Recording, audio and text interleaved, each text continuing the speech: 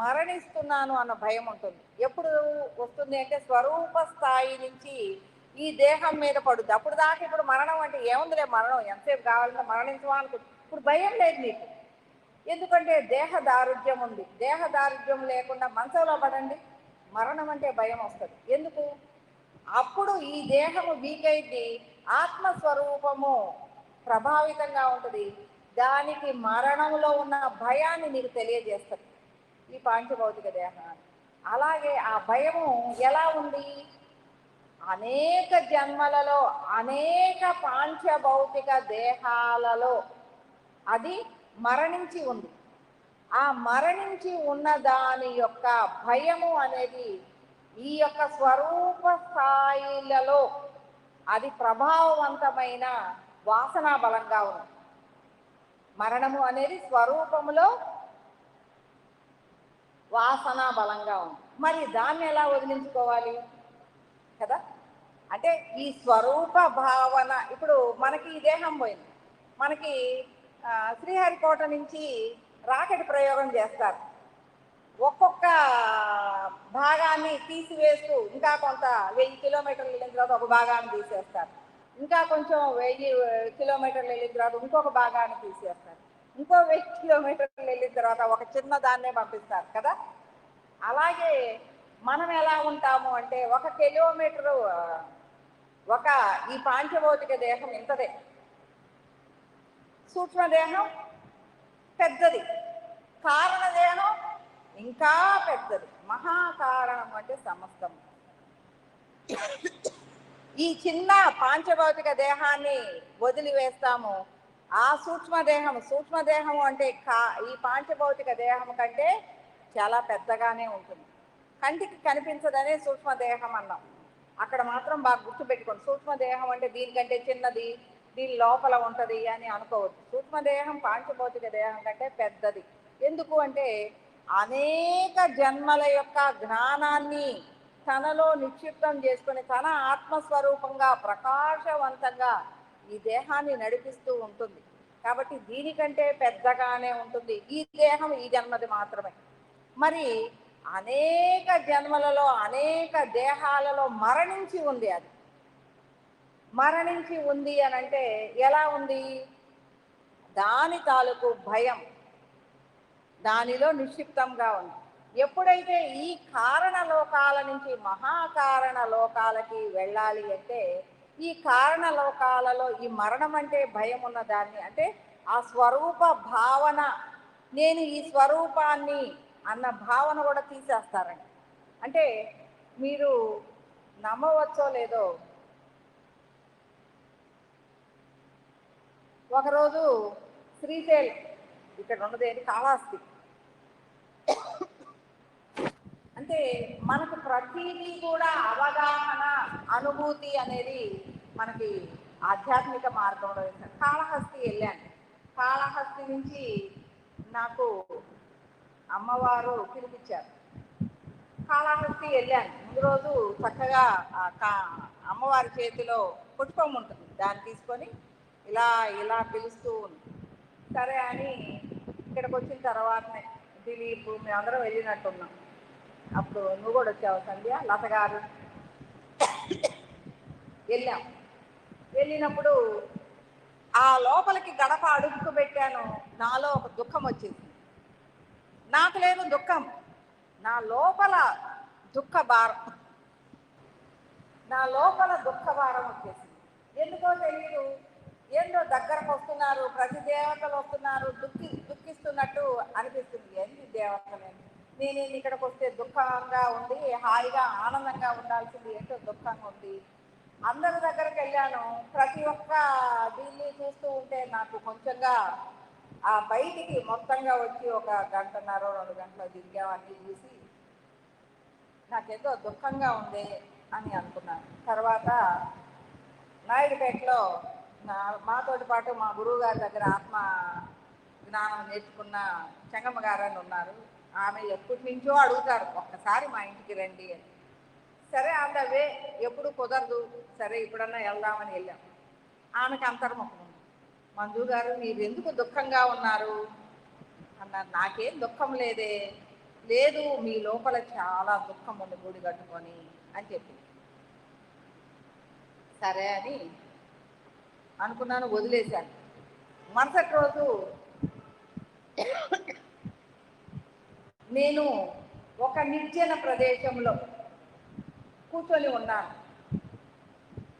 నిర్జన ప్రదేశంలో ఒక రాయి, అంత దూరంగా అన్ని కొండలే, పూర్తిగా తెల్లగా ఉంది. అంటే ఆత్మస్వరూపాన్ని దర్శింపజేశాను. తెల్లగా ఉంది. ఒక రాయి మీద కూర్చొని ఏడుస్తూ ఉన్నాను నేను. ఏడుస్తూ ఉంటే ఎవరో ఒక గురువు గారు వచ్చారు. తల్లి ఇట్లా చేయబెట్టి, ఏమ్మా ఎందుకు ఏడుస్తున్నావు, నేను తీసుకెళ్తారా నిన్ను అని తీసుకొని కాళహస్తి గుడికి వచ్చారు. అంతకుముందు 2 రోజుల ముందే కాళహస్తికి వెళ్ళాను, దుఃఖంతో ఉన్నాను. ఈ దుఃఖం ఎందుకున్నాను అనేది ఆయన చూపించారు. కాళహస్తి గుడికి తీసుకెళ్ళారు. తీసుకెళ్ళగానే అక్కడ దేవతలందరూ నన్ను చూసి, అమ్మా అమ్మా అమ్మా అమ్మా మమ్మల్ని ఎందుకు మర్చిపోయావు, మన అందరము కలిసే ఉండేవాళ్ళం కదా, నువ్వు మమ్మల్ని మర్చిపోయావు అమ్మా అమ్మా అని ఆ దేవతలందరూ నన్ను పట్టుకొని ఏడుస్తున్నారు. ఇప్పుడు నాకేమైంది అంటే ఈ పాంచభౌతిక స్పృహ పోయింది. ఈ స్పృహ పోయింది. నేను నా ఈ కుటుంబ స్పృహ, ఈ ప్రాపంచిక స్పృహ పోయి దేవత స్పృహ వచ్చేసింది. ఎలా ఉంది అంటే తెర ఉంది, తెర యువతల ప్రాపంచకం, తెరకి యువతల దైవలోకం. ఈ దైవత్వంలో అమ్మ నువ్వు మమ్మల్ని మొన్న గుర్తించలేదు, మేము ఎంత దుఃఖించామో తెలుసా, నువ్వు మమ్మల్ని ఎవరిని గుర్తించలేదు, నువ్వు ఎవరు తెలియనట్టు మమ్మల్ని చూస్తూ ఉంటే మాకు చాలా దుఃఖంగా ఉంది. మర్చిపోయిన అమ్మ, పిల్లలందరూ ఏడుస్తున్నారు, అమ్మ నువ్వు మా అమ్మవి మా అమ్మవి అని చెప్తున్నారు. మర్చిపోయిన అమ్మ ఎలా ఉంటుంది, ఆ పిల్లల్ని గుర్తించలేకుండా ఉంటే పిల్లలందరూ ఏడుస్తూ ఉన్నారు. అంటే అది ఒకసారి గ్రహించండి. వీళ్ళకి మతి వచ్చింది, ఈ మతి పోయిన దగ్గర ఇంకొక మతిలో ఉంది. ఇప్పుడు ఈ మతిలోకి వచ్చింది, ఈ మతి పోయింది. పోయిన తర్వాత వీళ్ళందరూ ఇంతకు ముందు తాను ఎక్కడ నుంచి వచ్చిందో అక్కడ వాళ్ళందరికీ తల్లిగా ఉంది. అంటే అక్కడున్న దేవతలందరికీ తల్లిగా ఉన్న నన్ను వాళ్ళందరూ కూడా ఇబ్బంది పడుతూ చెప్తూ ఉన్నప్పుడు వాళ్ళందరితో గుర్తించి ఇది అయ్యాను. తర్వాత అది అయిపోయిన తర్వాత వెంటనే ఆ గురువు గారు మళ్ళీ తల మీద చేయబెట్టి ఇహలోకంలో తీసుకుంది. అప్పుడు భయపడ్డాను. ఏమనిపించిందో తెలుసా, ఓయమ్మో ఆ దేవతలు ఎట్టోకట్ట బతుకుతారు నిజంగానే అనుకున్నాను. ఆ దేవతలు ఎట్టోకట్ట ఈ పిల్లకి పెళ్లి చేసేదాకా నన్ను ఈ స్పృహలో ఉన్నాయి,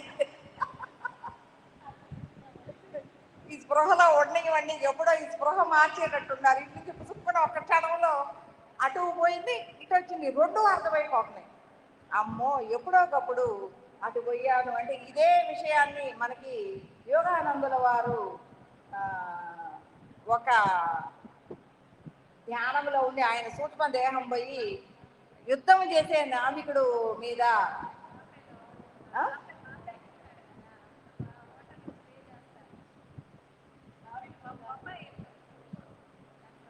అది కాదు, అదేమో ఈ పునరుత్థానంలో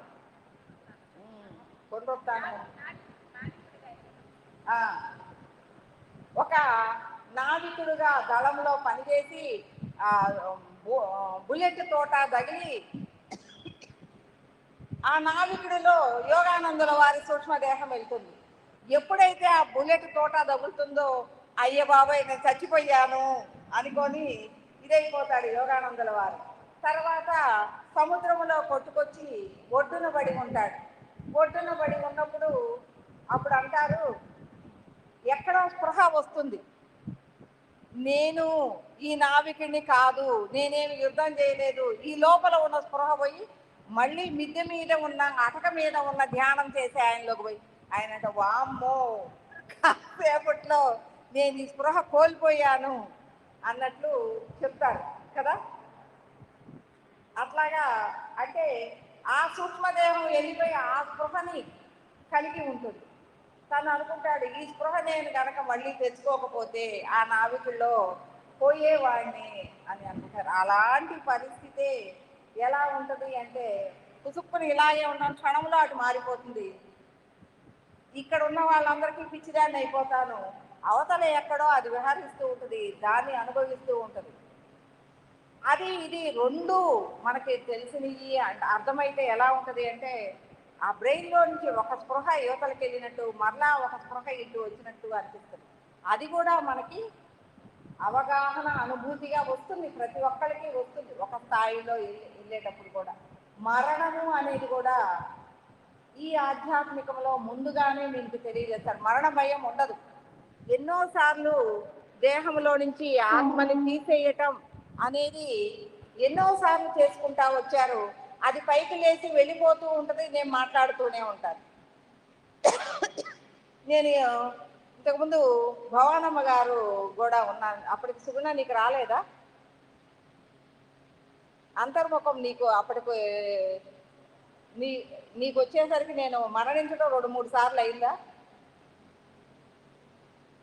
ఎలా ఉంటుంది అంటే, నా లోపల సూక్ష్మదేహం దేహాన్ని వదిలేసి వెళ్తూ ఉంటుంది.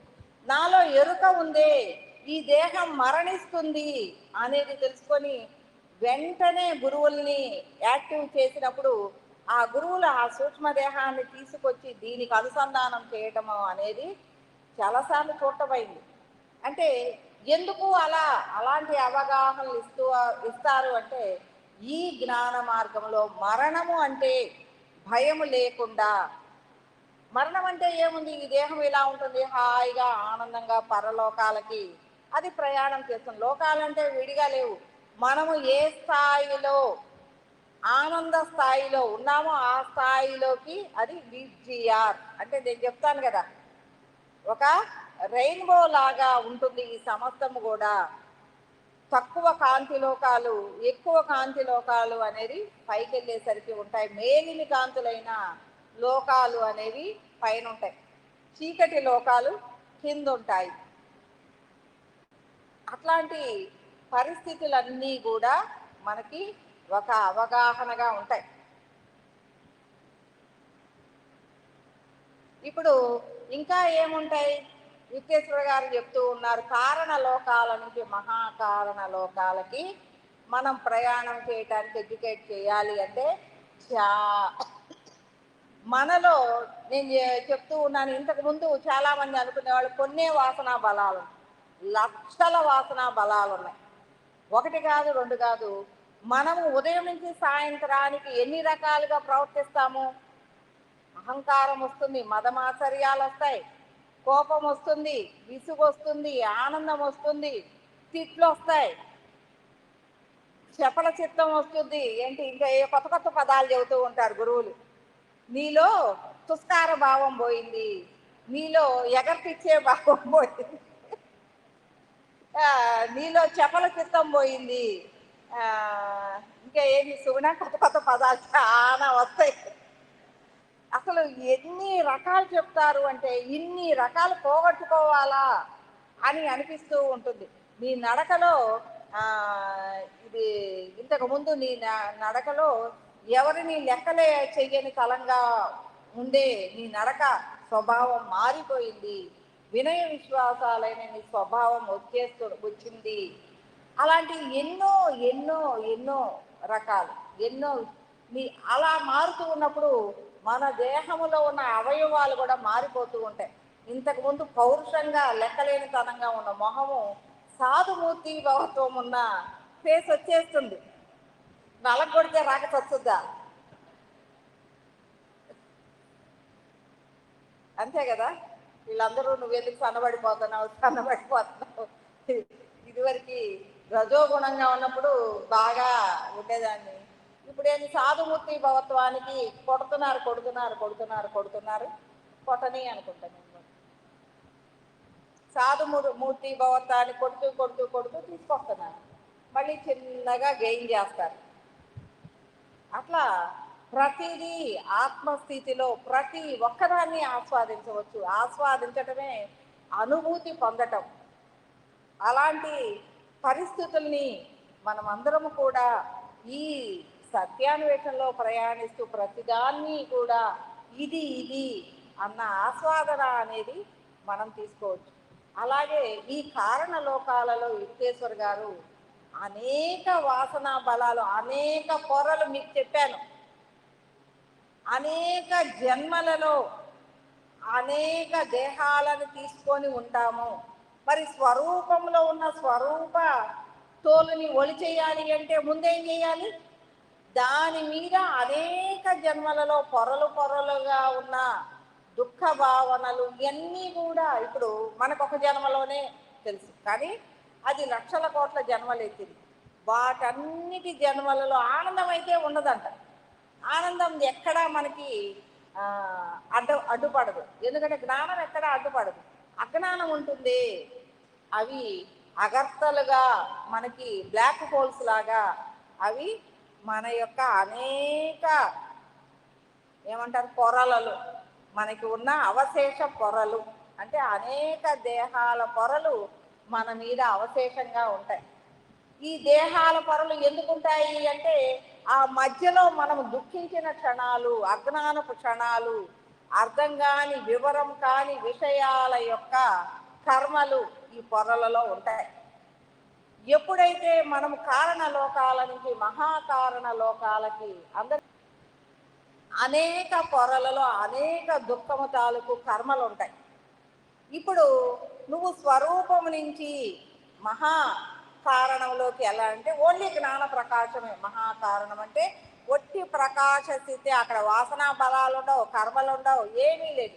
ఓన్లీ జ్ఞానము ప్రకాశ తుల్యంగా ఉంటుంది.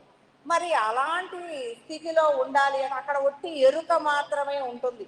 ఆ ఎరుక స్పృహలాగా ఉంటుంది, అది నిరంతరము కూడా ఉండదు. నేను ఇది అన్న ఎరుక అనేది మీరెవరైనా మంజులమ్మ అని స్పందిస్తారు చూడండి, అప్పుడు నేనే మంజులమ్మని అన్న ఎరుక ఉంటుంది. అంతకు తప్ప ఇంకేమీ ఉండదు. ఏమవుతుంది అంటే ఈ అనేక పొరలని వదిలించుకుంటూ ఉండాలి. ఈ అనేక పొరలలో ఈ మరణము తాలూకు ఉండొచ్చు, తిండి తాలూకు ఉండొచ్చు, రకరకాలైన చపల చిత్తాలు, మనం చేసిన తలకాయ నొప్పి ఆలోచనలు, అహంకారాలు, మితిమీరిన ప్రజ్ఞా పాఠవాలు, మితిమీరిన నేను తెలియగలవాడిని, నేను అందరికంటే తెలియగలవాడిని, నేను అందరికంటే బలవంతుణ్ణి, ఇలాంటివి ఎన్నో ఉంటాయి కదా మనలో. అవన్నీ వింటూ ఉంటే అసలు ఇన్ని పోగొట్టుకోవాలి, ఎప్పుడు పోగొట్టుకుంటాం ఇవన్నీ అనిపిస్తుంది. అలాంటి పరిస్థితులలో మనము ఆ ఒక్కొక్క లేయరు తొలగిపోతూ, ఇదిగో నీకు ఈ జంతు ప్రవృత్తిగా ఉన్న లేయర్ తొలగిపోతుంది, ఈ వృక్ష ప్రవృత్తిగా ఉన్న లేయర్ తొలగిపోతుంది, దానితోటి పాటు అక్కడున్న అజ్ఞానం కూడా తొలగిపోతూ ఉంటుంది. అక్కడ ఆ స్ఫురణ ఇస్తారు. పక్షులుగా ఉన్న నీ దేహము తాలూకు పొర తొలగిపోతూ ఉంటుంది, శరీర శృపాల తాలూకు నీ పొర తొలగిపోతూ ఉంటుంది. ఆ పొర తొలగిపోయేటప్పుడు కూడా వాటి లాంటి భావన మనకు వస్తుంది. పక్షి లాంటి భావన, ఏనుగు లాంటి భావన. ఏ పొరల్లో మనకి బ్లాక్నెస్ ఎక్కువగా ఉంటే వాటి తాలూకు భావన మనకు కనెక్ట్ అవుతుంది, అది తెలుస్తుంటుంది. ఇది ఇలా ఉందేంటి, ఇది ఇలా నాకు రౌద్రంగా కరుస్తుందేంటి, పులి లాంటి భావన. పులి జన్మలో ఇదేంటి నాకు ఎగిరి పడుతుంది ఏంటి, బాగా గీరుతుంది, ఎవరి మీదకైనా రక్షించిపోవాలనిపిస్తుంది ఏంటి, ఇది దాని వాసన బలం. ఇలాంటి ఎన్నో పొరలు పోయేటప్పుడు కొన్ని పొరలు మనకు తెలియవు, కానీ కొన్ని ప్రభావవంతమైన పొరలు పోయేటప్పుడు మనకి మన స్వరూప స్థాయిలో ప్రభావాన్ని చూపిస్తాయి, అది అర్థమవుతూ ఉంటాయి. అలాంటి స్థితిలో పొరలు పోతూ పోతూ పోతూ అవన్నీ పోగొట్టుకొని ఈ పాంచభౌతిక దేహము దీని యొక్క నేనిది అన్న ఈ పొరను కూడా ఆ స్వరూప స్థాయిలో ఆత్మస్థాయి స్థితిలో ఉన్న ఆ పొరను కూడా పోగొట్టుకున్నప్పుడు అది ఒట్టి జ్ఞాన ప్రకాశంగా మహాకారణంలోకి లయమవుతుంది. కాబట్టి ఇలాంటి పరిస్థితులు, మరి చాలామంది అంటారు, అబ్బా నాకు ఏమంటారు మరణము లేని స్థితి వచ్చింది, ఏమంటారు జన్మరాహిత్యం వచ్చేసింది, ఏమీ తెలియదు, లోపల ఉన్న ఎదుగుదల తెలియదు, ఇవన్నీ ఎప్పుడు బాగొట్టుకో, ఇవన్నీ అసలు తెలియనే తెలియదు, నాకు జన్మరాహిత్యం వచ్చేసింది, నాకు ఇక జన్మలు లేవని చెప్తారు. 4 రోజులు ధ్యానం చేయగానే జన్మలు లేకపోతే అందరికీ లేకుండానే పోతాయి కదా. దాని తర్వాత ధ్యాన స్థాయిలో ఎంత ఉంది అనేది ఇందులో తెలుసుకుంటూ ఉంటే ప్రాపంచికంగా ఇంతే ఉంది, కానీ అనంతములో ఎంత ఉంది, ఎంత దూరం ప్రయాణించినా అనంతమైనది ఉంది అనేది మనకి తెలుస్తూనే ఉంటుంది కదా. మరి జన్మరాహిత్యం ఊరికే వచ్చుద్దా? ఇవన్నీ తెలిసిన తర్వాత మనకి ఇప్పుడు అలా జన్మరాహిత్యం రాదు. రాసుకోగలరా? ఎందుకని? చాలా ఉన్నాయి తొలగించుకోవాల్సినవి. మనం చెయ్యాల్సింది ఎప్పుడు నాకే ఇప్పుడు ఇంతటి జ్ఞాన స్థాయి అవగాహనలు ఇస్తూ ఇదిగో ఇది పోయింది, అదిగో అది పోయింది, ఇప్పుడు ఇది పోయింది అని చెప్తూ ఉంటారు. అంటే అనేక పొరలు, దేహ పొరలు వెళ్ళిపోయినాయి, ఈ వాసనా బలాలు కర్మలు అన్నీ వెళ్ళిపోయినాయి. ఇంకా కూడా కొన్ని వెళ్తూనే ఉన్నాయి. మధ్య మధ్యలో ఇప్పుడు చేసే తప్పులు ఉంటాయి కదా, వెనక్కి వెళ్ళిపోయేది. ఇప్పుడు చేసే తప్పులు ఉంటాయి కదా, నేనేమైనా గురువుని అయితే తప్పు చేయకూడదా? నేను మానవ మాతృరాలనే కదా, చీమలు దొక్కుతుంటాను, దోమలు కనపడేది కుడుతుంటే చంపేస్తాను, ఆహారంలో ఎన్నో వీటిని చంపేస్తాను, వీళ్ళందరినీ తిడతాను, వీళ్ళ మీద కోపం వస్తుంది, నా అహంకారాలు కొన్ని తపావని వస్తాయి, పోగొట్టుకోవడం చాలా కష్టం. అవన్నీ తొంగి చూస్తూ ఉంటాయి, ఎప్పుడు నేను రావాలి పుసుకొని వచ్చేస్తాయి, రెడీగా ఉంటాయి. కోపం నేను తక్కువ, మనకి ఇప్పుడు నాకు కోపం లేదా? ఠకామని వచ్చింది అవసరం అవ్వగానే, ఏదన్నా ఇది అవ్వగానే ఠకామని కోపం వచ్చింది. మరి దీన్ని కూడా నిర్మూలించుకోవాలి కదా. వర్తమానంలో వచ్చే వాటిని ఏ రోజుకు ఆ రోజు భగవంతుడు నిర్మూలించేస్తాడు. నాకు ఏ రోజు పొర ఆ పొర వెళ్ళిపోతుంది. ఈ రోజు చేసిన పాపపు పంకిలం అంతా ఈ రోజు ఒక పొర రూపంలో తీసేస్తాడు భగవంతుడు. ఎందుకంటే ఏ రోజుకి ఆ రోజు పొర మాత్రమే ఏర్పడుతుంది, మిగిలిందంతా కూడా ఇంకేమీ ఉండదు. ఎందుకంటే చివరికి వచ్చేసరికి ఏ రోజుకి ఆ రోజు కర్మభావన వెళ్ళిపోయేదాకా మనం రావాలి. ఎందుకు అంటే భగవంతుడి మీద దృష్టి పెట్టి ప్రయాణం చేస్తూ ఉన్నప్పుడు, ఈ అనంతములో ఉన్నప్పుడు, అనంతమైన అవగాహనతో ఉన్నప్పుడు నా మీద వచ్చే చిన్న కర్మ అనేది ఒక పొరలాగా ఉంటుంది. అందువలన దాని యొక్క ప్రభావానికి ఇది రోజు సాయంత్రానికి అమ్మ నీకు ఇది పోయింది, ఇవాళ ఇది చేసా, ఇది పోయింది అని చెప్తూ ఉంటారు. అంటే అలాంటి పరిస్థితులు, అంటే ఏ రోజు కర్మలు ఆ రోజే తీసేసుకునే పరిస్థితులకి మనం ఎదిగినప్పుడే మనం పరిపూర్ణత్వం సాధించినట్లు అవుతుంది. అప్పుడు జన్మరాహిత్యం వస్తుంది. కాబట్టి ఇలాంటి విషయాలను మహాగురువులు వాళ్ళ అనుభవ జ్ఞానాలను బట్టి తెలియచేస్తూ ఉంటారు. కానీ దాన్ని దేహాన్ని వదిలేసిన తర్వాత తెలియజేయాలి అన్నా దాన్ని గ్రహించగలిగిన వాళ్ళు ఉండాలిగా. అందువల్ల మంచి సాధన చెయ్యండి. శ్రీ గురు చరణము కళ్ళు మూసుకొని దృష్టి ఇక్కడ పెట్టి చెయ్యండి. అది లోపలికి ఎంతో మంది గురువుల జ్ఞానాన్ని షట్చక్రాలలో అది నివిడీకృతం చేస్తూ ఉంటుంది. దాని ద్వారా మనలో కాంతి ప్రవాహము అనేది పెరుగుతూ ఉంటుంది. ఎలా ఉంటుంది అంటే, ఇక్కడ ఆజ్ఞా చక్రం మీద పెట్టి మాల తీసుకొని గురు చరణం చేస్తే లోపల మెర్క్యూరీ లైట్లు వేసినట్టు వెలిగిపోతూ ఉంటాం మనం. నేను దాని మీద ప్రాక్టికల్స్ చేసేదాన్ని, ప్రతి దాని మీద ప్రాక్టికల్స్ చేసేదాన్ని. ఇట్లాగే అంతర్ముఖం అమ్మాయి, ఒక అమ్మాయి ఉండేది. ఆ అమ్మాయి క్లీన్ చేయవమ్మా అంటే, నేను చేయలేని తల్లో, చిన్న చిన్న పిల్లలు, నేను చేయలేని తల్లో, నీకు నా వల్ల కాదు, నువ్వు ఇది చేసుకో అనేది. అప్పుడు మాల మీద శ్రీ గురుచరణాన్ని పెట్టి ఆజ్ఞా చక్రం మీద దృష్టి పెట్టి లోపలికి పెట్టి చేసే, దృష్టి లోపలికి తిప్పి చేస్తే ఇప్పుడు ఎలా ఉందో చూడు, ఇవాళ 5 చేశాను చూడు అంటే, ఏంటి అట్లా వెలిగిపోతున్నావు, లోపల అంతా బ్రహ్మాండంగా లైట్లు వేసినట్టుంది, ఏం చేసావు నువ్వు? నేను కూడా చేస్తానని. నువ్వు నేను అడిగినప్పుడల్లా నువ్వు చేస్తానని నీకు చెప్పటానికి అయితే ఎందుకు అంటే, అక్కడ ప్రతిదీ నేర్చుకునేదాన్ని. వాళ్ళని అడిగాను అంటే, వాళ్ళు ఏదైనా చెప్పారు అంటే ఆ క్లూని పట్టుకునేదాన్ని. పట్టుకొని 5 మాలలకే ఇంత కనుక చేస్తే, రోజుకు 10 మాలలు చేస్తే అది ఇంకా ఎలుగుద్ది కదా అనుకొని 10 మాలలు చేసేదాన్ని. అట్లా అంటే నేను పడిన బాధ కూడా అలాగే ఉంది. 10 మాలలు చేసేసరికి ఒళ్ళంతా చల్లబడిపోయేది.